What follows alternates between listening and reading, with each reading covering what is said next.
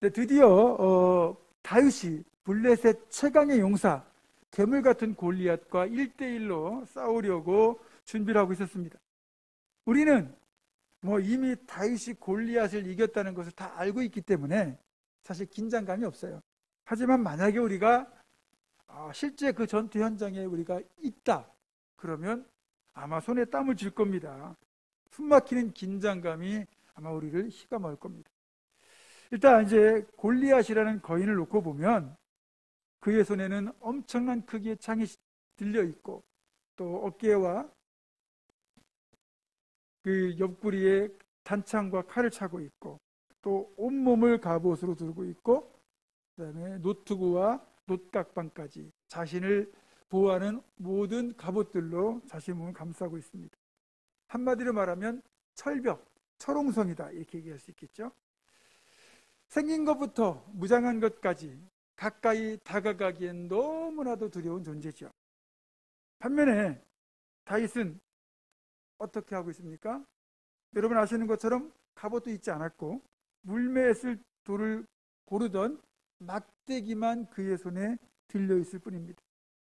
상황이 이렇다 보니 이 전쟁터에 있는 모든 사람들, 그러니까 사울왕을 비롯한 모든 이스라엘 군대와 그리고 골리앗을 포함한 블레셋 군대까지도 단 한 사람도 이 싸움 자체가 성립이 안 되는 싸움이다 이렇게 생각할 수밖에 없는 무모한 대결이었습니다. 일단 여러분들 표를 보면서 다윗과 블레셋 골리앗의 매치업을 한번 보겠습니다. 먼저 피지컬입니다. 그러니까 저번에 비교해 본 것처럼 골리앗의 신장은 3m에 육박하죠. 그 다음에 몸집도 거대하고 아마 몸무게는 200kg에서 아마 250kg 정도 나가지 않을까 추측이 됩니다. 이 정도 몸무게는요 다 자란 숫사자 한 마리의 몸무게와 비슷합니다. 다윗은 청소년이었으니까 아마 170cm 정도 키에 단단한 몸을 가졌다면 70kg 정도 이렇게 계산을 해보겠습니다. 이렇게 200kg가 넘는 골리앗과 70kg의 다윗이 부딪히면 다윗은 나가 떨어집니다. 여러분 덤프트럭과 경차가 부딪혔다 이렇게 보시면 될 것 같아요. 물론 민첩성은 다윗이 더 빠를지 모르지만 여러분 워낙 체격과 힘의 차이가 크기 때문에 애초에 상대가 안 되는 대결입니다. 그리고 기본적으로 힘이라는 것은 이 근육량에 비례하거든요. 그러니까 아무래도 이 체격 차이는 극복하기 어려운 한계라는 거죠. 그래서 여러분들이 이 스포츠를 보시면 축구나 야구 같은 구기 종목은 체급이 따로 없습니다. 신장이 크거나 단단하면 유리하긴 해요. 그렇지만 체급 차이를 두지 않아요. 하지만 격투기 같은 이런 권투, 태권도, 레슬링, 유도 같은 이런 격투기에서는요 반드시 체급을 나눕니다. 왜냐하면 몸무게가 10kg 이상 차이만 나도 그 사람의 힘을 감당할 수가 없거든요. 실제로 체급이 낮은 선수가 자기보다 체급이 높은 선수를 이기는 건 어렵다고 그래요. 그렇기 때문에 비슷한 체급, 같은 몸무게를 지닌 사람들을 모아서 대결을 벌이도록 하는 거죠. 자, 그럼 사진 한 장 보여드릴 텐데 이 사진 보니까 누군지 아시겠죠? 저 거구의 선수가 우리나라 씨름 선수인 최홍만 선수입니다. 이 최홍만 선수와 그리고 이 왼쪽에 있는 이 카오클라이라고 하는 이 태국의 무에타이 선수, 격투기 선수가 대결을 벌인 적이 있어요. 근데 이 최홍만은 키가 2m 18cm 그리고 카오클라이는 178cm였습니다. 몸무게도 배 이상 차이가 나고요. 근데 이 카오클라이가 정말 이 격투기에서는 알아들 정도로 몸이 빠르고 이 펀치도 센데 그럼에도 불구하고 최홍만 선수한테 결국 패하고 말거든요. 체급 차이가 워낙 크니까 극복할 수가 없는 거예요. 다윗과 골리앗의 차이는 이것보다 훨씬 더 심하다고 보시면 될 것 같아요. 자, 다시 표를 띄워주세요. 자, 다음으로 이제 다윗과 골리앗의 공격용 무기를 한번 비교해 보겠습니다. 자, 골리앗의 공격용 무기는 칼과 창과 단창입니다. 공격 무기는 다 갖고 있어요. 창은 원거리 공격용이고 단창은 또 칼과 단창은 근거리 공격용이니까 거리와 상관없이 얼마든지 공격이 가능해요. 그리고 골리앗은 실제로 이 무기들을 꽤 능숙하게 잘 다루었을 것으로 보입니다. 반면에 다윗이 가진 공격용 무기라고는 우리가 지난주에 살펴본 것처럼 달랑 막대기 하나고요. 이 돌멩이를 담아 던지는 물매밖에 없습니다. 물론 이 다윗의 물매 실력은 나름대로 자부심을 가질 정도로 꽤 정확했다고 이제 얘기하죠. 그렇지만 이 물매가 완전 무장을 하고 그리고 전쟁에 능한 이 골리앗에게 통할지는 미지수죠. 그동안 뭐 물매와 칼과 창과 단창을 든 사람과의 이 대결 자체가 없었고, 아무래도 전투에서는 칼이나 창이나 단창 같은 게 더 유리했기 때문에 전쟁터의 군인들이 이것들을 들고 나가는 거죠. 그리고 물매도요, 이게 사실 그 연구하는 걸 보니까 이 실제로 물매를 이렇게 끈에 달아가지고 돌을 넣어가지고 주머니 넣어가지고 돌리잖아요. 이 원심력을 얻은 다음에 이걸 힘있게 던지면 속도가 굉장히 빠르답니다. 그게 그 프로야구에서 투수가 던지는 정도의 속도, 그러니까 130km에서 한 150km 정도 속도가 나온다고 그래요. 이게 굉장히 빠른 건 사실이에요. 그리고 돌이 제대로 맞기만 하면 엄청난 타격을 주는 거는 맞습니다. 근데 여러분 야구에서 보면 알겠지만 그 투수로부터 빠른 공이 날아오더라도 그 타자가 눈 하나 깜짝하지 않고 그 타임을 맞춰가지고 공을 쳐내잖아요. 그러니까 골리앗이 얼마든지 만약에 피하려고 한다면 다윗의 물매도 피할 수 있겠다라는 생각이 들기도 합니다. 어쨌든 공격용 무기에서 확연하게 차이가 나고요. 다음 방어용 무기를 한번 보겠습니다. 보호장구인데, 자, 골리앗은 머리에는 투구를 쓰고 그리고 온몸에는 갑옷을 둘렀고요. 그리고 아래쪽에는 각반이라고 하는 이 정강이를 보호하는 보호대를 따로 찼습니다. 그리고 자신의 몸을 가려주는 방패, 큰 방패를 든 군사를 따로 앞에 두었습니다. 그러니까 머리부터 발끝까지 완전 무장. 빈틈이 거의 없어 보이죠. 이에 반해서 다윗은 평상복이에요. 목도로 양을 칠 때 입던 그대로죠. 그리고 사울왕이 이 다윗의 이 옷이 너무 이제 허접하니까 자기 군복과 갑옷을 벗어 주었는데 다시 입어보고는 옷도 크고 또 익숙하지 않으니까 자기는 입지 않겠다고 벗어버렸거든요. 결국 어느 정도 내가 방어가 돼야 공격도 제대로 하는 건데 방어용 무기에서도 골리앗과 다윗은 아예 비교 자체가 안 됩니다. 마지막으로 전투 경험. 골리앗은요, 이제까지 싸워서 져본 적이 없어요. 백전무패입니다. 전투 경험이 너무너무 많아요. 그리고 어쨌든 체계적인 전투 훈련도 받았을 겁니다. 이에 반해 다윗은 목동 시절 사자와 곰을 상대한 적은 있다고 그래요. 하지만 창과 칼을 든 이 용사와는 대결을 벌여본 적이 없어요. 그러니까 이번이 데뷔전이에요. 전투 경험이 전혀 없단 말이죠. 그러면 누가 이기겠습니까? 유명한 팀 간의 그 축구 시합이 벌어진다거나 무슨 아니면 격투기 선수들 간의 대결이 벌어지면 전 세계의 네로라는 도박사들이 승부를 놓고 도박을 합니다. 이제 배팅이라고 그러죠. 그래서 어느 선수가 이길 가능성이 몇 프로다. 그러니까 우리나라가 월드컵에 진출하면 한국이 우승할 확률은 뭐 0.2%다 이런 게 나오잖아요. 그래서 그 확률에 맞춰가지고 돈을 배팅하거든요.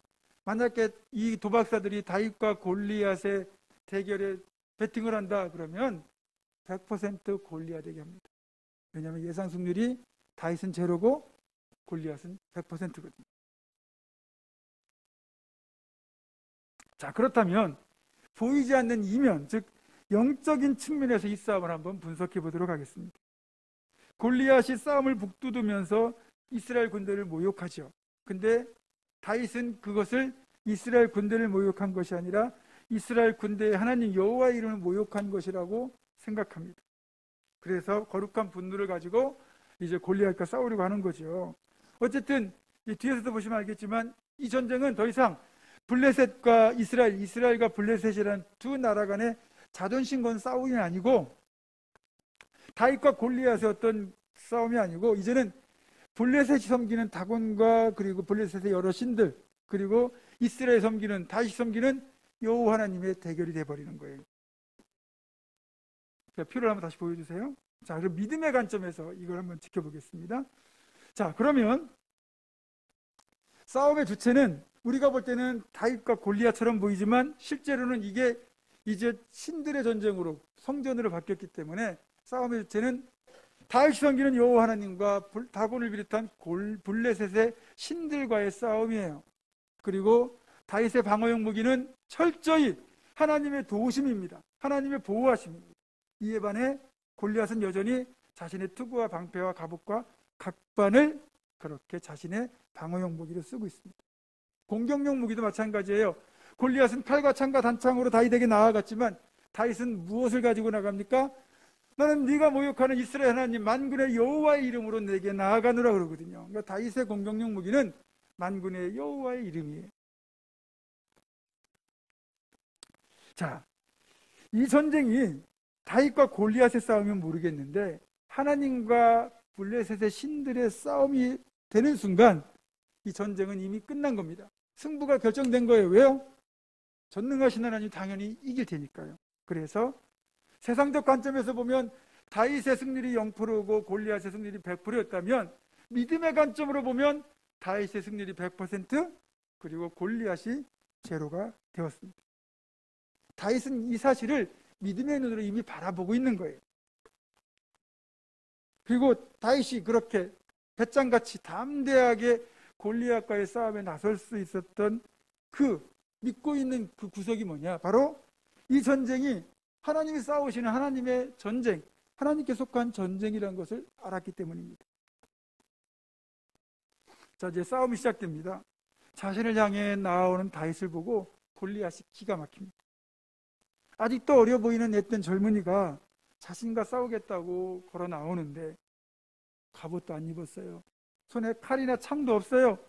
그냥 막대기 하나입니다. 한심하기도 하고 납득이 되지 않기도 하고 오히려 기분이 상한 거죠. 그래서 골리앗이 욕설과 저주의 말을 다윗에게 내뱉기 시작합니다. 안 믿으시겠지만 저는 태어나서 자라면서 지금까지 욕을 해본 적이 없습니다. 진짜입니다.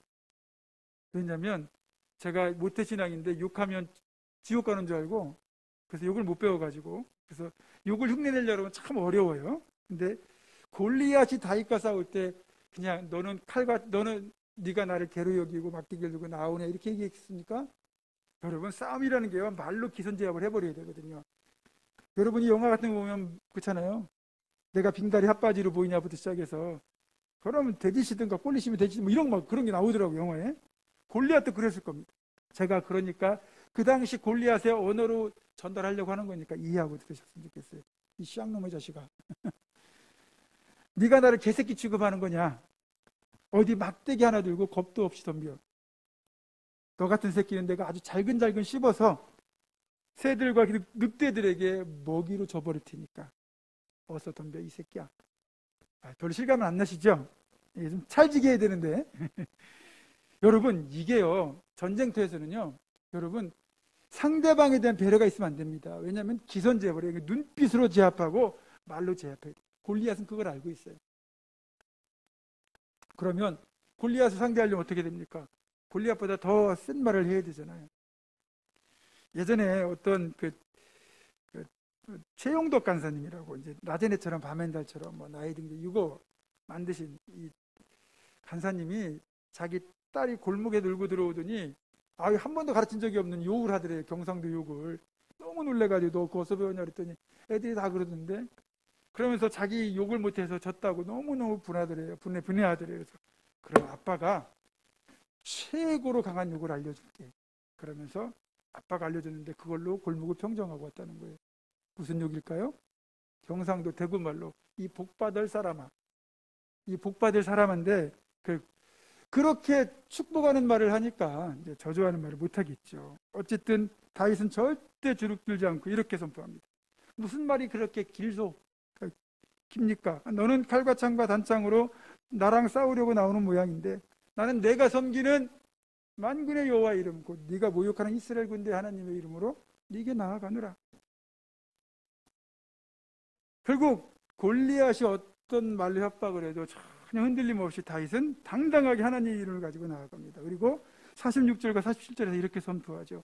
오늘 여호와께서 너를 내 손에 넘기시리니 내가 너를 쳐서 네 목을 베고 블레셋 군대 시체를 오늘 공중의 새와 땅의 들짐승에게 주어 온 땅으로 이스라엘에 하나님이 계신 줄 알게 하겠고 또 여호와의 구원하심이 칼과 창에 있지 아니함을 이 무리에게 알게 하리라.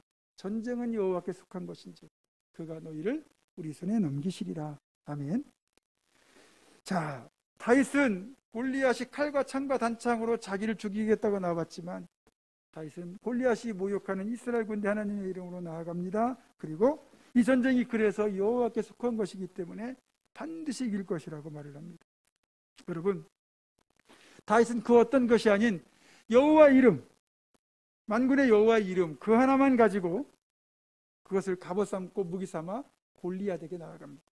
성경에서 이름은 그냥 이름이 아니에요. 호칭이 아니에요. 제가 누굴 부르면 그 사람이 날 쳐다보겠죠. 그렇지만 그 정도가 아니라 누구의 이름은 그 존재 자체와 동일시가 돼요. 그래서 우리가 예수님의 이름으로 기도하는 것이고 예수님의 이름으로 병고침을 선포하고 귀신을 쫓아내는 축사를 선포하는 이유는 예수님의 이름에 능력이 있고 예수님의 이름이 예수님 그 자체이기 때문입니다. 그러니까 지금 다윗이 만군의 여호와의 이름으로 나아간다는 것은 하나님의 도우심을 의지한다는 뜻이요, 그런 믿음으로 나아갈 때 하나님이 다윗과 함께 친히 싸우실 거라는 믿음의 고백이 여기에 들어있는 겁니다. 그것을 다윗은 다른 말로 이 전쟁이 하나님께 속한 것이라고 말하고 있죠. 47절 다시 보겠습니다. 또 여호와의 구원하심이 칼과 창에 있지 아니함을 이 무리에게 알게 하리라. 전쟁은 여호와께 속한 것인즉 그가 너희를 우리 손에 넘기시리라. 아멘. 결국 우리가 믿음이라는 관점에서 볼 때는 가장 강력한 무기는 전능하신 하나님이시죠. 그러니까 전능하신 하나님의 능력을 무기로 삼는 다윗이야말로 세계 최강의 무기를 손에 넣은 것입니다. 그리고 그 믿음으로 골리앗을 향해 나아간 거죠. 그리고 이 전쟁이 여호와께 속한 것이라고 말하는 이 고백은 우리가 이전에 사무엘상 14장 6절에서 요나단이 했던 고백을 떠올리게 만듭니다. 여호와의 구원하심은 사람의 많고 적음에 달리지 아니하였느니라. 그러니까 숫자를 뛰어넘는 믿음이 요나단이 그 숫자를 뛰어넘는 믿음을 보여줬다면 다윗은 무기를 뛰어넘는 믿음을 보여주죠. 그래서 여러분 다윗은 이 사실을 믿고 추후에도 의심하지 않았고요. 그 믿음으로 골리앗에게 나아갔고 결국 승리하였습니다. 여러분, 말보다 믿음이 중요하고 믿음은 행동으로 이어져야 믿음이 증명되는 겁니다. 다윗이 골리앗을 향하여 달려가면서 힘있게 물매를 돌려 던졌는데 정확하게 골리앗의 이마에 그 돌이 박혔다. 성경이 이렇게 말하고 있습니다. 그러니까 맞은 게 아니고 박혔습니다. 그러니까 두개골을 뚫고 들어간 거예요. 그리고 얼마나 세게 맞았는지 골리앗이 칼 한 번 제대로 휘둘러 보지 못하고 썩은 고목나무처럼 그대로 쓰러져 죽었다고 말을 하죠. 여러분, 골리앗의 방어무기 다시 기억해 보시기 바랍니다. 머리엔 툭을 썼고요, 온몸엔 갑옷을 두르고 있고요, 아래는 각반을 찾고 방패까지 들고 있습니다. 골리앗은 빈틈이 없어 보여요. 그런데 딱 한 가지 빈틈이 있습니다. 어디입니까? 얼굴입니다. 제가 제 방에 그리스에 가서 산 그리스 투구가 있는데 이렇게 눈만 나오고 이렇게 코까지 가리더라고요. 이렇게 이마부터 눈만 나오게 돼 있더라고요. 이게 왜 이렇게 생겼을까 생각을 해보니까 골리앗이 얼굴을 안 가려가지고 다윗에게 죽었으니까 이제 얼굴을 가리는 투구를 만들어야 되겠다, 그렇게 생각을 했다는 그런 생각이 떠오르더라고요. 골리앗의 유일한 약점은 얼굴입니다. 근데 이 얼굴을 공격하는 방법은 칼이나 창이 아니에요. 물맷돌이 최고로 좋은 무기입니다. 스스로 자신이 무적의 용사로 여기던 골리앗이었건만 정작 다윗의 물매를 대비하지 못했던 것 같아요. 그리고 이것은 하나님께서 다윗에게 지혜를 주셨기 때문에 골리앗의 이마를 노리도록 하신 것이고 결국 태산 같던 골리앗도 다윗의 믿음과 지혜 앞에 그냥 속절없이 무너져 버리고 말았습니다.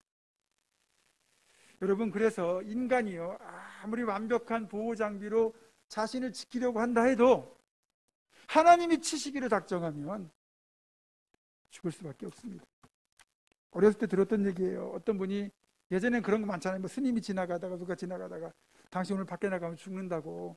그러니까 이 사람이 밖에 안 나가고 집에 있는데 이제 요즘 코로나 격리처럼 해보면 답답하잖아요. 그러니까 이분이 방 밖은 못 나갈 것 같고 불안하니까 그래서 이제 문을 열어놓고 그렇게 이제 귀를 이렇게 파고 있었는데 갑자기 바람이 세게 불더니 문이 닫히면서 귀를 파고 있는 이 손을 딱 져가지고 귀개가 그냥 팍 꽂힌 거예요. 그래서 죽었대요.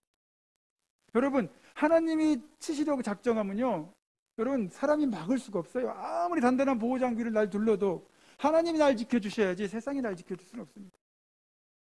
열왕기상을 보면요, 아합이라고 하는 아주 희대의 폭군이 나오거든요. 못된 왕이 나오는데 이제 아람이라는 나라와 전쟁을 하러 나가는데 선지자가 그러거든요. 당신 전쟁에 나가면 죽는다. 하나님이 경고하신 거죠. 근데도 전쟁에 나갑니다. 다만 그 말이 걸렸는지 자기가 입고 있던 왕의 갑옷을 벗어가지고 동맹국의 왕에게 입혀줍니다. 그러니까 적군이 만약에 자기를 노린다면 딴 사람을 자기를 착각하겠죠. 그래서 일단 위기한을 표해가고 일반 병사의 갑옷을 입되 아주 완벽하게 자기의 그 몸을 보호할 갑옷을 입었습니다. 그 아합이 그런데 어떻게 죽었는지 아십니까? 아람 군사가 이렇게 화살을 우연히 쐈는데 크게 화살이 날아와가지고 어디에 박히냐면 갑옷 솔기에 박혔다 이렇게 되어 있거든요. 갑옷 솔기는 뭐냐면 이 팔에 해당하는 부분과 이 가슴에 해당하는 요 어깨 있죠. 여기 움직이려면 이걸 뜯어놔야 되잖아요. 갑옷을 입더라도 여기는 이만큼 빈다는 얘기예요. 요 빈틈, 요 사이에 화살이 깊이 박혔는데 얼마나 출혈이 심했는지 전쟁터에서 빠져나가지 못하고 결국 과다출혈로 죽고 맙니다. 하나님 죽이겠다고 작정하시면, 치시겠다고 작정하면 어느 누구도 막을 수가 없어요. 그러니까 진정한 갑옷은 우리가 하나님의 보호하심의 손길 뿐이고라는 걸 알아야 돼요. 다윗이 사울이 벗어준 갑옷을 입지 않은 건 불편한 것도 있겠지만 하나님이 도우심이야말로 진정 자신의 갑옷임을 그는 알았기 때문이에요. 그리고 그 이후로도 다윗은 그 위험한 고비들을 하나님의 도우심을 통해서 다 극복했습니다. 그리고 시편 18편 또 사무엘하 22장 이 똑같은 내용이 실려 있는데 1절과 3절에서 이렇게 하나님 앞에 고백을 하죠. 여호와께서 다윗을 모든 원수의 손과 사울의 손에서 구원하신 그날에 다윗이 이 노래의 말씀으로 여호와께 아뢰어 이르되 여호와는 나의 반석이시요 나의 요새시요 나를 위하여 나를 건지시는 자시요 내가 피할 나의 반석의 하나님이시요 나의 방패시요 나의 구원의 뿌리시요 나의 높은 망대시요 그에게 피할 나의 피난처시요 나의 구원자시라 나를 폭력에서 구원하셨도다. 자, 수없이 고백하죠. 반석, 요새, 건지시는 자, 반석, 방패, 구원의 뿔, 높은 막내, 피난처, 구원자. 이 모든 고백들은 그렇게 하나님이 자신의 진정한 갑옷이 되어주셨음을 체험하고 나온 고백이라는 거죠. 그렇습니다. 여러분, 우리의 진정한 갑옷은 여호와 하나님뿐임을 절대로 잊지 마시기 바랍니다. 하나님을 의뢰하는 자는 하나님이 지켜주시고 완벽하게 보호해 주십니다. 여러분의 수많은 영적 대적과의 싸움이 있을 텐데 그럴 때 세상적인 보호수단에 의지하지 말고 오직 하나님의 날개 그늘 아래 피하며 하나님의 전능하신 팔을 의지하여 다윗처럼 승리하는 우리 모두가 되기를 주님의 이름으로 축원합니다. 기도하겠습니다. 만군의 여호와 전능하신 우리 아버지 하나님, 모든 영적 전쟁의 선봉에서 하나님의 보호하신 우리 갑옷 삼게 하시고 우리 인간적인 무기들을 무기 삼는 것이 아니라 하나님의 능력을 무기로 삼게 해주셔서 초롱성과도 같은 골리앗까지도 능히 이길 수 있는 믿음의 용사가 되게 하여 주시옵소서. 우리 주 예수 그리스도의 이름으로 기도드립니다. 아멘.